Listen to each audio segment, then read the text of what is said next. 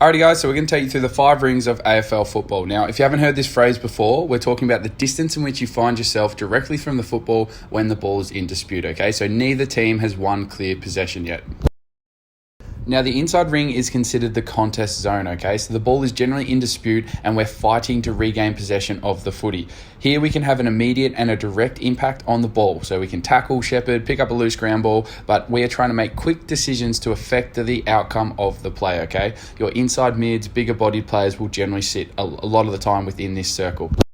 Our next ring is then the 5 to 15 metre zone where our receivers are looking to get on the end of the footy, okay? So here we can have an indirect impact on where the ball goes by altering our position. This could be to either take away an opponent as a release option, putting more pressure on the ball carrier, or by making space to be an option to then use the footy into another ring.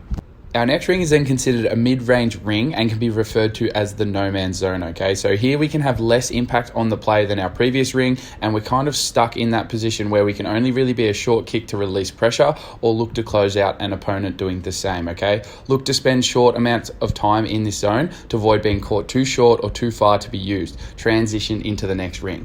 Our next circle is then considered another receiver ring. However, this is generally by foot, okay? So think about a quick clearance kick or a clear break from the contest, which allows us to be an option for our offense.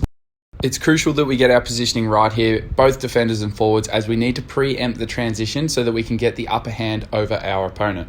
Players with good height and aerial presence should be located within this ring to compete in the air.